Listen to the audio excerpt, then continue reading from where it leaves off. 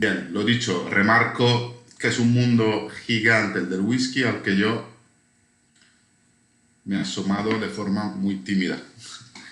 Bien, whisky o whisky. Esta es simplemente es una distinción que se hace a nivel de sonido, de palabra, entre whiskies de procedencia americana versus todo lo demás. Miento, americana e irlandesa, igual. ¿Qué ocurre? La producción de whisky americano en los Estados Unidos se remonta aprox al año 1600, cuando las familias irlandesas, sobre todo, que emigraban a Estados Unidos, pues por cuestión de costes no podían importar el producto que tanto les gustaba, que en Reino Unido se llama agua de vida. No podían importarlo por temas logísticos y de coste, por lo tanto deciden empezar a destilar su producto en los Estados Unidos con los elementos propios de Estados Unidos. Por lo tanto, el cultivo del maíz es muy extenso, mucho más que el de otros cereales, que son la base del whisky. Por lo tanto, empiezan a producir también su whisky en Estados Unidos. En 1789, el señor Elia Craig fue el primero que destila, digamos, el bourbon tal y cual lo conocemos hoy día. Los países productores, digamos, los estados son, bueno, los habéis escuchado varias veces, son Kentucky, son Virginia, son Tennessee y, por supuesto, Texas. Texas, que es una zona muy anómala, Texas, que es una zona en la que el whisky se empezó a elaborar no hace mucho, debido a condiciones climatológicas un poco adversas y que hacen que sea más complejo producir whisky ahí. Luego entraremos mucho más en detalle. Y esta es un poco la diferencia sustancial, no hay mucho más detrás. Aquí en este slide podéis ver, de hecho, proveniencia según la palabra. Bueno, ¿y qué es el whisky? Es un cereal fermentado, destilado y envejecido en barricas. Yo creo que no hay forma más sencilla de describir un whisky como el de una cerveza destilada, porque realmente el whisky es cerveza. Cerveza, según el tipo de grano, de cereal que se utiliza, pero imaginaos esto. Logramos una cerveza, fermentamos un cereal y lo destilamos. Nothing more. Esto es un whisky. Bien. ¿A partir de qué fermentamos y cómo logramos esta cerveza que se transforma en whisky tras una destilación o envejecimiento? Bueno, tenemos varios cereales, tenemos trigo, tenemos maíz, tenemos centeno, tenemos cebada. Estos son los que se utilizan. Evidentemente en Estados Unidos el bourbon tiene una base de maíz muy importante, por lo menos un 51%, pero también se hacen ciertas mezclas, ¿vale? Todos estos cuatro cereales lo que tienen es una cadena bastante compleja a nivel químico, ¿no? Es decir, tienen muchísimo almidón, por lo tanto su estructura es bastante fuerte, gorda. ¿Qué ocurre? Que las levaduras no consiguen penetrar y transformar, ¿no?, este almidón. Por lo tanto, necesitamos hacer algo previo, ¿okay? Y es romper justamente esta cadena tan larga del almidón para lograr azúcares simples. ¿Cómo lo hacemos? Bueno, necesitamos la ayuda de unos aliados, aliados que se llaman amilasas. Las amilasas no son otra cosa que una enzima química que se produce durante el proceso de germinación. La germinación, pues, es algo que todos conocemos. Los que tenemos hijos, los que no los tenemos, pues podemos recordar cuando éramos pequeñitos y en la escuela, pues lo típico, nos hacían germinar la semilla de una planta, de un sí, que veíamos ahí la hojita, ¿no? Y esta es pues una germinación. La cebada dentro de estos 4 cereales que hemos visto es la que más fácilmente produce y desarrolla enzimas durante su proceso de malteado.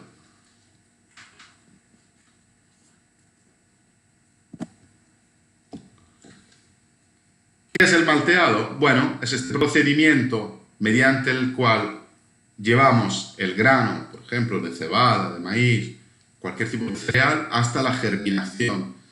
La germinación, lo que acabamos de ver, nos sirve para desarrollar esta enzima, que es la amilasa, que se encargará de transformar el almidón en azúcar. ¿Bien? Y este procedimiento de malteado tiene 3 puntos fundamentales: lavado, humidificación y germinación.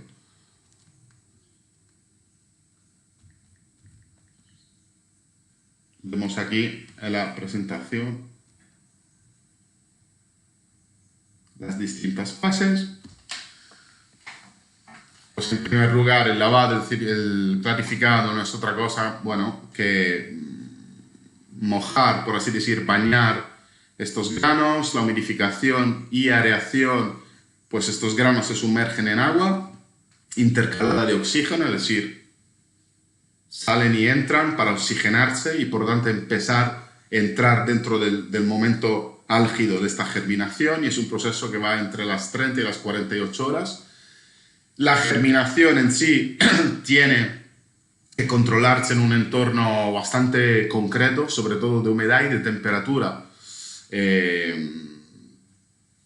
Varía entre los 3 y los 6 días y es muy importante controlar temperatura y humedad. ¿Por qué? Porque según el resultado que queramos lograr a nivel de producto terminado, pues todo empieza la germinación. Muchas cualidades que tendrá el whisky se regulan y empiezan con la germinación. Por lo tanto, hay que cortarla cuando queremos, es decir, para que desarrollen más o menos azúcar. Y esto acabamos de verlo. Se corta y se determina con humedad y temperatura. Evidentemente son ciencias que en destilería, personas que solo se dedican a esta parte del proceso. Y bueno, la malta finalmente germinada tendrá una humedad entre el 42 y el 45%, es decir, está muy húmeda. ¿Qué ocurre? Está muy húmeda, por lo tanto tendremos que secarla, tostarla y ahumarla. Detenemos la germinación, acabamos de verlo en el punto que nos interesa. Tenemos que deshidratar, quitar tanta humedad, el 40% hasta el 45%. Tenemos que reducirla y bajarla por abajo del 4%. Pues esto, ¿cómo lo hacemos? De distintas formas. Con aire o con ahumado. ¿Bien? El aire son como hornos, digamos así. Pues son hornos que secan el cereal en una temperatura comprendida entre los 80 y los 90 grados, entre 24, 30 horas y 48 horas, 2 días. Y esta es un poco la fase de secado que se utiliza en el whisky americano, por un lado. Por otro lado, hay una parte de ahumado. Esta parte es más característica de los whisky escoceses, seguramente los habréis visto, lo sabéis de sobra. Los whisky escoceses, la gran mayoría, tienen este punto muy característico de ahumado. Y esto se logra justamente en este momento, es decir, mucho antes que la destilación, cuando secamos el malteado. En lugar de utilizar aire caliente, utilizamos estufas alimentadas con turba, sobre todo en Escocia y en Japón. En Japón realmente veremos cómo lo que han hecho es copiar y mejorar lo que se hace en Escocia. ¿Qué es la turba? No vamos a verla muy desde cerca porque en whisky americano no se ahuma. Por lo tanto, nos mantenemos a un nivel un poco más genérico. Pues la turba no es otra cosa que un carbón mineral, un carbón fósil. Crece sobre todo en las Highlands escocesas, son estas tierras que nos recuerdan un poco a Cantabria, País Vasco. Y bueno, es una materia prima que se encuentra realmente en la tierra, en el barro. Es decir, las destilerías escocesas, lo típico cuando vas es pues dar una vuelta por el campo, por el área alrededor justamente de la destilería, y es simplemente escarbar un poco la tierra que tenemos esta turba, ¿no? huele muy fuerte, es parecido a un barro. Su combustión produce humo y el olor está relacionado justamente con este elemento. Yo personalmente encuentro Irlanda es una tierra fuerte, muy expuesta también al océano, a los mares, por lo tanto, esta forma de ahumado aporta también matices oceánicos, matices salinos, sobre todo en whiskies de las Islands, o whisky de las islas también.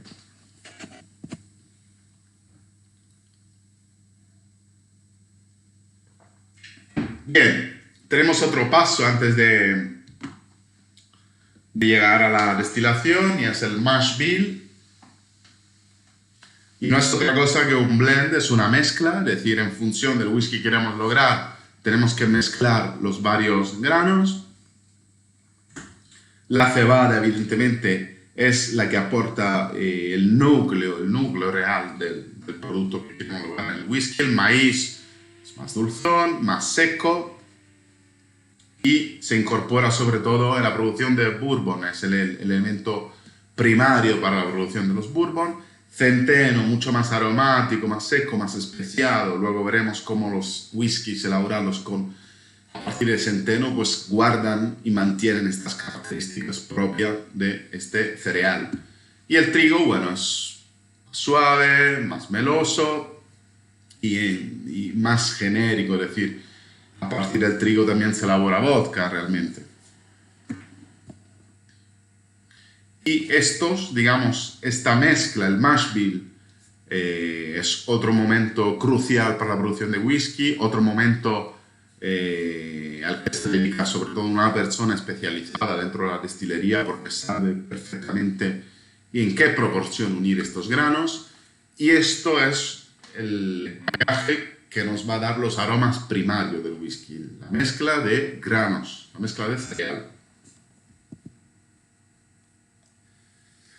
Y bien, luego tenemos finalmente, antes de la fermentación, finalmente la parte del mashing, wort and cooking, bueno, que es de alguna forma crear con todos estos granos previamente malteados y llenos de azúcares, pues hacer un mosto que veremos cómo se acerca a lo que es un poco la cerveza que decía anteriormente, para poder lograr la destilación. Bueno, añadimos agua a estos cereales ya molidos. El mosto, este proceso se llama wort. Y es aquí cuando las amilasas actúan transformando la energía del almidón en azúcar simple.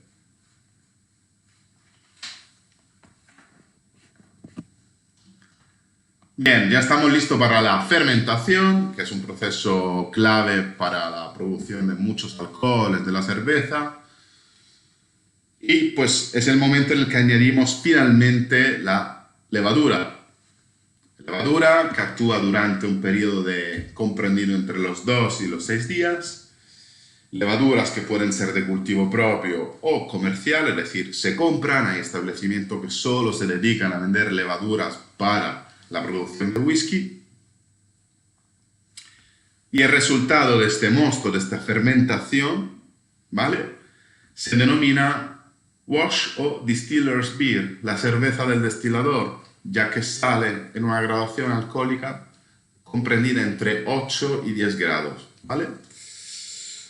Y esto es la parte de la fermentación cuando entran en juego los que serán los futuros aromas secundarios del whisky, cierta complejidad. Bien, es un momento crucial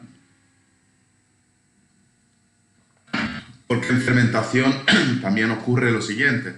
Se empiezan a desarrollar elementos químicos que nos pueden estropear el whisky, que nos pueden estropear el destilado. Acetato de etilo. No sé si habéis catado alguna vez estos licores que tienen como un olor a pegamento, a acetona, ¿sí? O, bueno, hay otros elementos, alcoholes superiores, que son aromas amargos, astringentes, aromas a manzana machacadas. Es decir, son todas cosas, elementos químicos que se desarrollan durante la fermentación y que hay que controlar bastante bien. ¿Cómo lo controlas? Bueno, la fermentación es un proceso en el que intervienen muchos bichitos, ¿no? Pues limpiando bien las cubas. Ahí también hay corrientes de pensamiento distintas. Hay gente que elabora con cubas abiertas, como vemos en la foto, y gente que trabaja con cubas tapadas. Diferencia, bueno, cuba abierta, evidentemente, todos los elementos atmosféricos hacen que la fermentación pues, funcione de una forma, o tapándola pues funciona de otra. Esto ya es un tema bastante técnico y cada destilería, cada marca elige un poco su camino. Y por supuesto el mantenimiento de cierto pH controlado de la acidez. Posteriormente en destilación tendremos forma de eliminar estos elementos químicos indeseados. Pero si podemos controlarlos antes, en el momento de la fermentación, mucho mejor. Es realmente lo que marca la diferencia también entre un gran producto y un buen producto. Estos detalles previos a la destilación. Y justamente, bueno, tenemos la cerveza del destilador y ya es momento de destilar.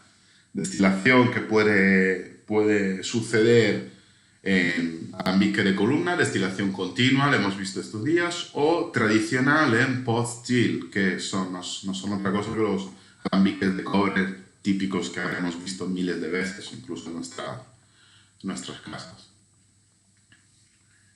Bien, cabeza, corazón y colas, lo que veníamos diciendo, lo habréis escuchado 1000 veces, sabéis que en un proceso de destilación la primera parte y la última son donde se acumulan justamente estos químicos malos que nos estropean el destilado.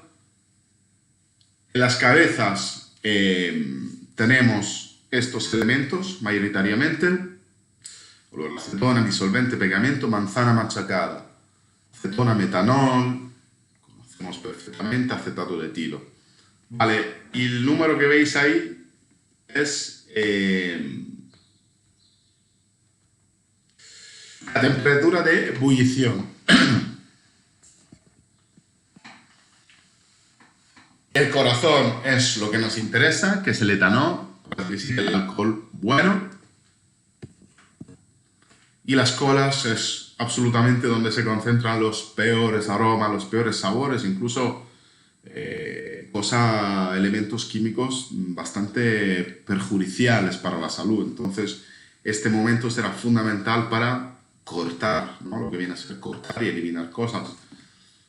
Es evidente que quitar el acetato de etilo, que tiene una temperatura de ebullición de 77,1 grados, frente al etanol, que tiene 78,3, será muy difícil, sobre todo utilizando un alambique tradicional, es decir, fuego, pote, cuello de cisne.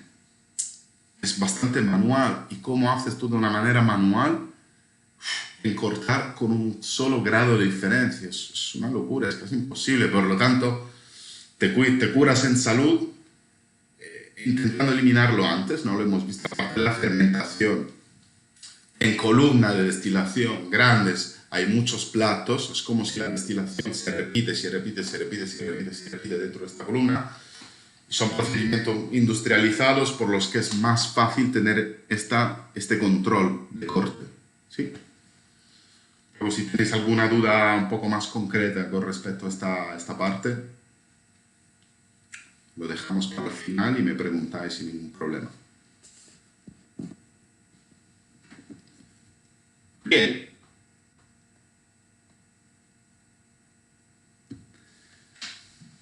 Dos destilaciones para lograr un whisky.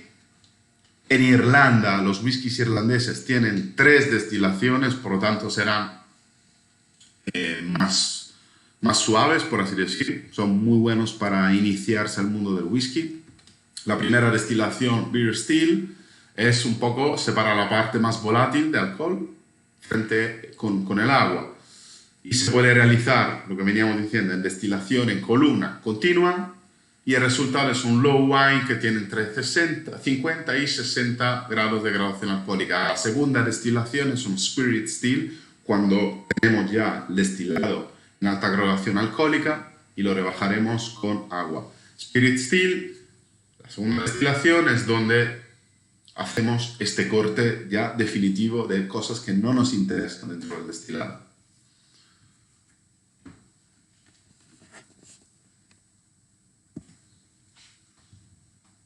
Y finalmente, no hay whisky sin añejamiento. Si terminamos con la parte previa de destilación, lo que tenemos es un vodka. Sí, un vodka, tal cual. Este vodka ahora hay que envejecerlo. ¿Bien? ¿Cómo lo envejecemos? Bueno, con la parte del añejado, que es donde entra realmente todo el gran protagonismo del whisky, toda la parte quizás más fundamental, el añejamiento, el tipo de madera, el tipo de barrica. Y el resultado final justamente dependerá del tipo de barrica, del tipo de grano de porosidad que tenemos. No es lo mismo utilizar un roble americano que un roble francés, el tipo de secado, el tamaño de estas barricas, los tostados interiores que se hacen. Sabéis que en whisky, en bourbon, sobre todo, hay que quemar por dentro la barrica. Y pues también el sistema de envejecimiento, estático o dinámico. Hay un factor aquí muy importante que interviene en cualquier destilado reposado, que es el angel share, el toque del ángel, o la contribución, mejor dicho, traducido mejor, la contribución a los ángeles, que es la evaporación. Pensar que no es lo mismo añejar Martin Millers en Islandia, donde hay un frío que pela, entonces esta evaporación será mínima. Texas, Houston es una ciudad que está muy cerca de México, hace un calor y una humedad brutal, por lo tanto nuestra contribución a los angelitos será mucho mayor. Y esto pues se resta también en términos de rentabilidad. Bien, barricas, es un mundo. Pensar que hay gente que se dedica a... son brokers de barricas, porque hay barricas que después de haber contenido brandies, pues pasan al mundo de ron o el del whisky, entonces es como un círculo, es una cosa muy loca. Y puedes mirar con detenimiento toda la gama de barricas y para qué tipo de destilado se utilizan. En este caso, en Yellow Rose nos gusta muchísimo la primera, el quarter, pequeños lotes, pequeñas barricas. ¿Vale?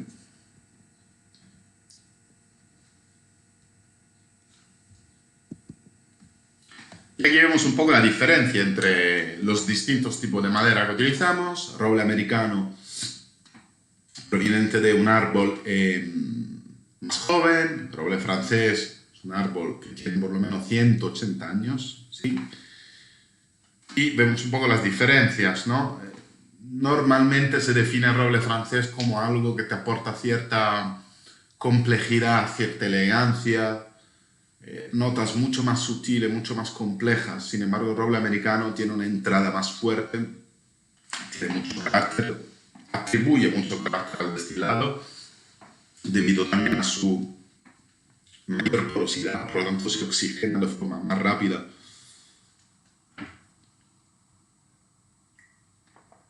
Y es típicamente estas notas dulces, avanilladas, a toffee, a café, a chocolate, notas, no sabores, notas.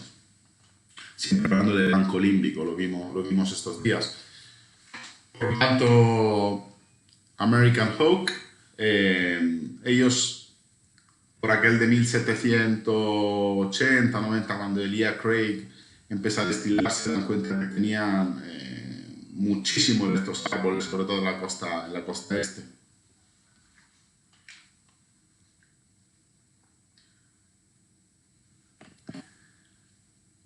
Y bien, aquí hablamos de una parte fundamental dentro del whisky americano, que es el quemado. El quemado son barricas, sobre todo en el bourbon, nuevas, ¿sí? Que nunca han contenido otro líquido, pero que han de ser quemadas por dentro.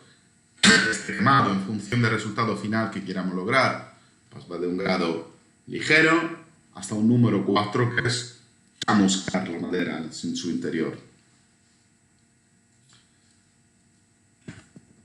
Normalmente, la gran mayoría de whisky se mantienen en un nivel medio o medio plus, medio más. Y es justamente en esta parte, la parte media, donde resalta la vanillina del roble, la dulzura típica del bourbon, mientras que roble francés en este caso tendrás más tanino y aromas un poco más suaves. Depende mucho cómo se comporta el tipo de madera frente al quemado. Medium Plus, mayor tostado, tendremos muchas más notas, como podéis imaginar, caramelizadas, miel, nueces tostadas, café, chocolate, especia, toffee. Mientras que roble francés aumentará la aportación tánica, es decir, este sentido de astringencia, ¿no? Heavy, fuerte. La alta temperatura del tostado pues pronuncia aromas amaderados, madera caramelizada mucho más fuerte, y notas a pan tostado, húmedo, café, chocolate negro. Mientras que roble francés seguiremos manteniendo un perfil mucho más aromático, mucho más complejo, más elegante, por así decir. Luego, según gustos, es que todo esto va de gustos. No estamos hablando de calidad, sino qué nos gusta, qué producto queremos consumir. Y finalmente el número 4, Cher o Alligator. Alligator porque es un quemado tan fuerte que realmente estamos quemando la madera. ¿Sabéis? Cuando echamos a la hoguera pues un tronco, una madera y se carboniza. Pues esto es. Llegamos casi a carbonizar el interior de la barrica. Y esto es justamente donde la parte donde el entorno natural de los bourbon, que tienen este color peculiar, ¿no? Y realmente no es otra cosa que un líquido que está compuesto con una madera chamuscada. Y no me extrañaría que en un futuro no muy lejano alguien dirá que este chamuscado realmente no es muy bueno para la salud, porque en definitiva sigue siendo un contacto, una contaminación con algo que es cancerígeno, en teoría. Y bueno, lo dicho, es un quemado extra fuerte que nos aporta ya estos aromas fuertes a tabaco, a coffee, a vanilla, pan tostado, frutos secos y sobre todo este color tan característico.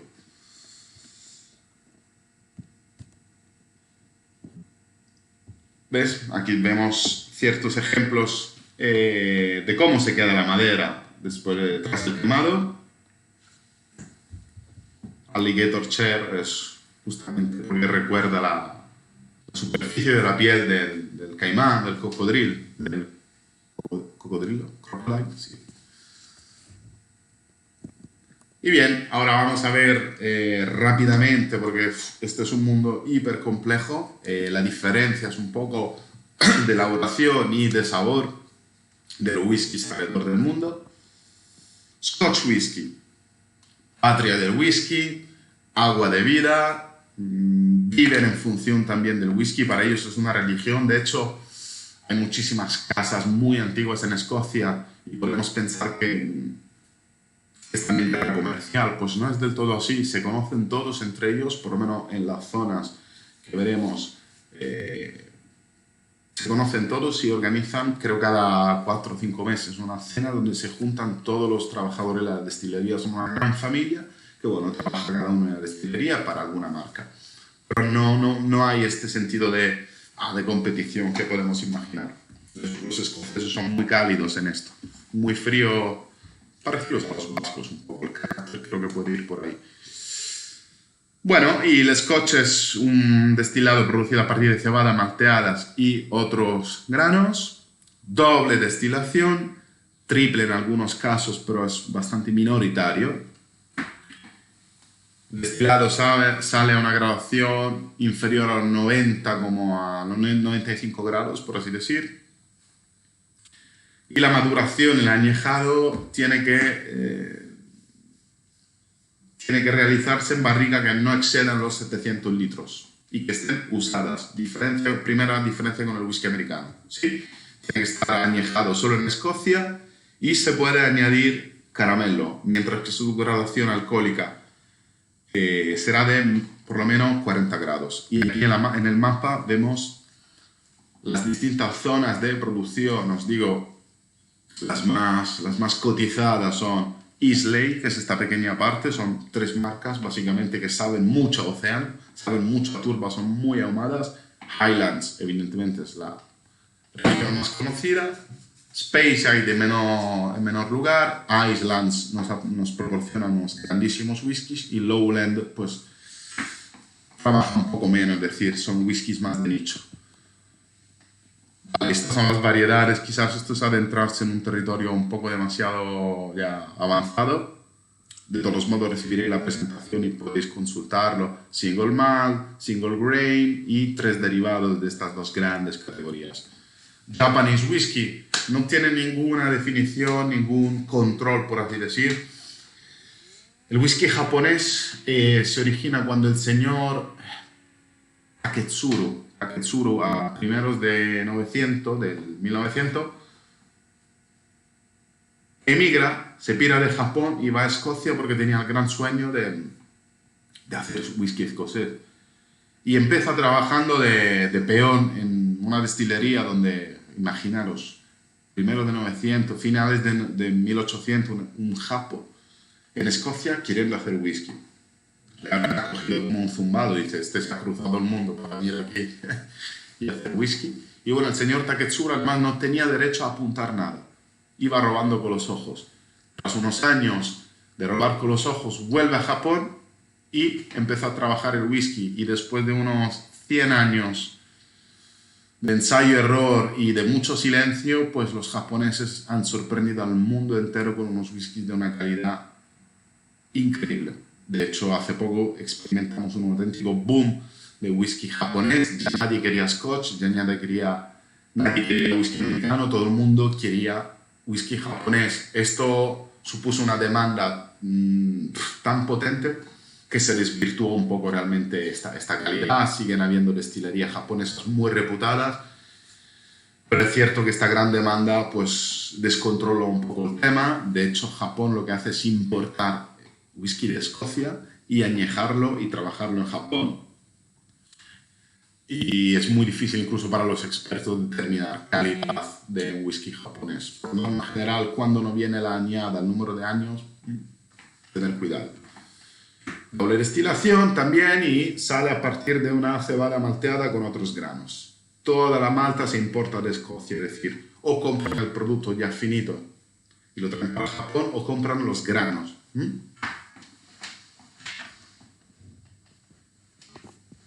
Importante, el periodo de maduración de añejado no inferior a los 3 años. Irish Whiskey, lo hemos visto, la diferencia mayoritaria es la triple destilación. Son 3 destilaciones, por lo tanto un producto mucho más amable, ¿no? Habéis trabajado Bushmill hasta hace poco, Jameson, son típicos whiskies pues, que se usan para el Irish Coffee o, bueno, para un consumo un poco más generalizado, por así decir. Canadian Whisky es un producto que por lo menos en Europa casi no consumimos y es bastante parecido al whisky americano en general. Importante, mínimo de añejado 3 años. Canadian Rye Whisky. Utilizan mucho centeno, rye es centeno. Y American Whisky, bueno, tampoco vamos a hacer una gran película de esto porque el tiempo nos juega en contra. 3 grandes variedades, las 3 que de hecho trabajamos en Yellow Rose. Bourbon, que viene del maíz, mínimo 51% de maíz elaborado en Bourbon. Rye Whisky, centeno, misma proporción, perfil aromático superior, picante, más seco. Tennessee Whisky, que se filtran con carbón de arce antes del embarricado, bueno, son pequeños matices. Y luego hay otras 2 categorías, wheat, que es de trigo, malt, cebada malteada, rye malt, y corn whisky, que es parecido al bourbon. Pero en Europa casi ni siquiera se ven, son consumos muy locales. Bien, yo ya creo que esta introducción estuvo bastante rápida, pero a la vez vimos bastantes cosillas y pasamos a lo que más nos gusta, que es nuestra marca, inspirada en una leyenda, la leyenda de Emily West, lo mencioné el otro día, era la sirviente de James Morgan, un empresario propietario de un mercadillo que abastecía el ejército de Sam Houston. Sam Houston luchaba para la independencia de Texas frente al ejército mexicano de Antonio López de Santa Anna. Pues bueno, Emily quería participar a la independencia de Texas, se sentía muy tejana, aunque venía de Connecticut, creo recordar. ¿Cómo lo hace? Bueno, un día se infiltra en los aposentos de los mexicanos, del ejército mexicano, y distrae el señor, ya os lo conté el otro día, el general Antonio López, que se enamora perdidamente de ella, deja por un lado de pensar en la batalla, muy importante, y piensa más bien en Emily West, también conocida como la Rosa Amarilla de Texas, ¿vale? Y es de ahí viene el nombre de la leyenda. Pues el señor Antonio López se despista y, por lo tanto, el ejército tejano en la batalla de San Jacinto, 1836, gana esta batalla y puede proclamar la independencia. Lo que venía diciendo el otro día, el Yellow Rose está inspirado en el espíritu de la ciudad donde se produce, que Houston, digamos, se produce bajo el lema, bajo el grito, mejor dicho, de Free, Sovereign, Independent. Libre, soberano, independiente. Es muy importante, los tejanos tienen muy...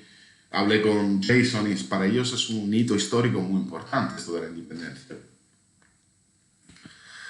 Ok, somos una marca craft 100% tejanos, trabajamos granos tejanos, agricultores locales y, por supuesto, tierra tejana. Y la destilería está en Houston, lo hemos visto el otro día. Es una gran ciudad tejana, relativamente cerca de Texas, donde pues, la climatología es bastante imponente, hace mucho calor, muy húmedo y, bueno, no llega a ser frío nunca.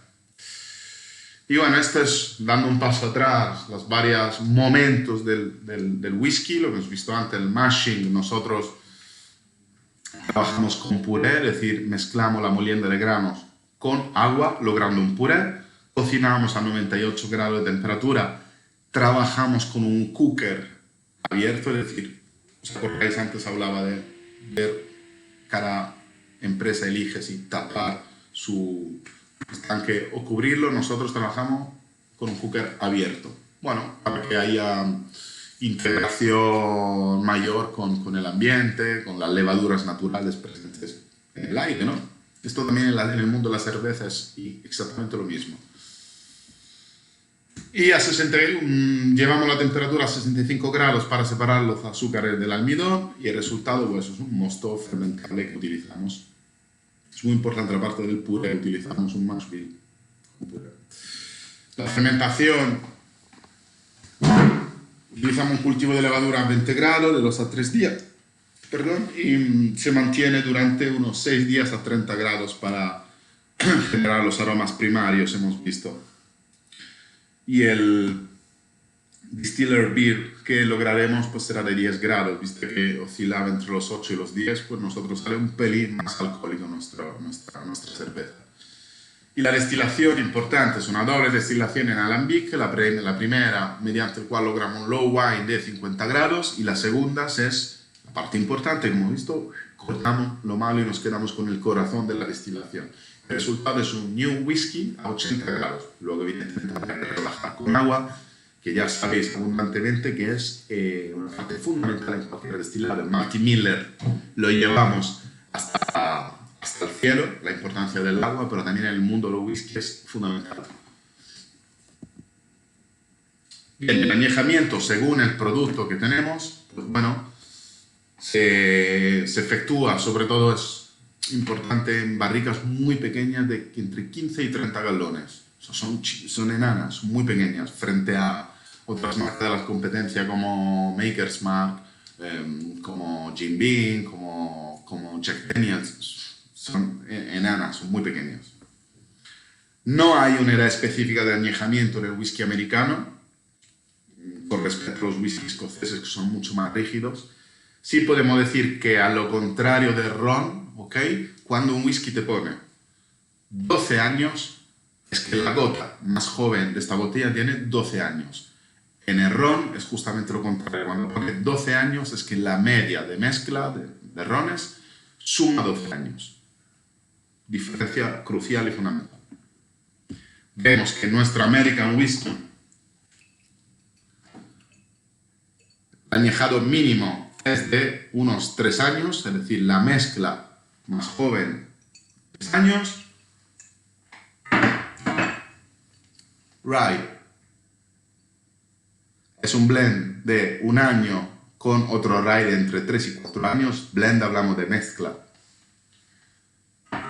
Y nuestro grandísimo Bourbon Outlaw, por mucho que el color nos pueda hacer imaginar un producto más añejado en el tiempo, en realidad se añeja durante 18 meses. Este color más tostado se logra gracias al quemado mayor de la barrica, lo que hemos visto, el número 4. ¿Qué ocurre con el clima subtropical de la zona de Houston? Hace mucho calor, mucha humedad, por lo tanto la evaporación es mucho mayor, perdemos mucho líquido. Sin embargo, es cierto que ayuda a que la entrada de la madera sea más fuerte, más violenta. Es un whisky con carácter, como son los tejanos, que van a pecho descubierto. Pues esta climatología se traslada totalmente al líquido. Tiene una entrada fuerte y luego una complejidad, veremos no, porque no podemos catar, pero una complejidad muy interesante. Y bueno, el embotellado, como casi todos los embotellados, pues pasa por un procedimiento previo de filtrado en baja temperatura, menos 5 alcohol, para evitar turbidez y quitar los sólidos en suspensión.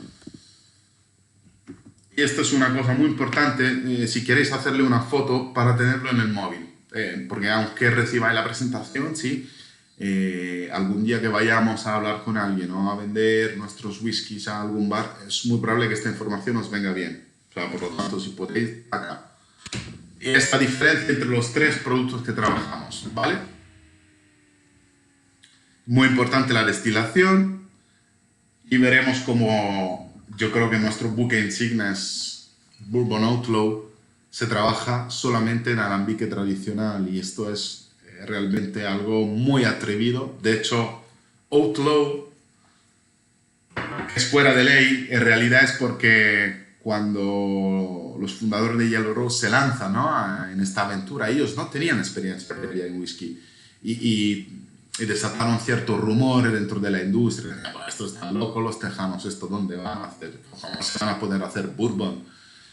No lo van a lograr, no lo van a lograr, no lo van a lograr. Y ellos, pues bueno, en contra de todo este movimiento, ¿no?, de voces de pasillo, críticas que se movían en contra de ellos, pues dicen, pues sabes que lo vamos a hacer y lo vamos a hacer bien. Y por lo tanto lo llaman Outlaw, fuera de ley, en contra de todo pronóstico, ¿no? Y es un productazo increíble. Gracias también en virtud de la destilación en alambique. Bien, aquí es un poco el posicionamiento. Trabajamos un producto craft artesano que se produce en pequeños lotes. Todo es artesano, todo está numerado. ¿Veis el número este? Lo dibuja una persona en la destilería a mano, hasta el collarín de cuero. Lo produce una pareja, un matrimonio que vive cerca de la destilería, nos contó Jason. Por lo tanto, este es el espectro de nuestra competencia. Nunca vamos a jugar, digamos, cara a cara con estos monstruos porque pertenecen a multinacionales muy grandes, pero es nuestra virtud también la de tener un producto que les da mucho más cariño y mucho más amor. Ahí es donde podemos jugar. Pero la segmentación es un poco esta. Veis que con el Rye, con el Bourbon entramos en un segmento super premium, mientras que con el American Blend jugamos una liga mediana de premium con Gentleman Jack, con Bull Late Rye, con Maker's Mark.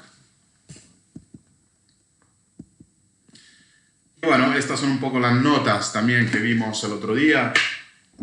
Las vimos cuando hicimos un repaso del portfolio, además seguramente los habréis catado. Apto para mezclarse, son sabor intenso, suave, dulce, es decir, apto para un gran espectro de público, ¿vale? 40 grados. Rye, como todos los ryes, En nuestro caso se elabora a partir de un 95% de centeno y un 5% de malta de cebada malteada. Pues tiene un aroma y un sabor pues típicamente rye, es decir, resinoso, a pino, especiado, seco en boca y una mayor relación alcohólica de 45 grados. Muy bueno para coctelería. De hecho, en coctelería se está moviendo mucho rye en general. No sé, ha vuelto prepotentemente de moda el rye en coctelería. También por sus notas más complejas. Y el Outlaw, bueno, yo creo que es la joya de la corona. De hecho, info confidencial, nuestro rye, no sé, o sea, nosotros compramos el alcohol en una fábrica gigantesca en Indiana, donde se abastecen todas las marcas que conocéis, Maker's Mark, Jack Daniels, compran ahí y luego embarrican y envejecen en sus instalaciones. Lo mismo hacemos con el rye. Pero esta es otra historia.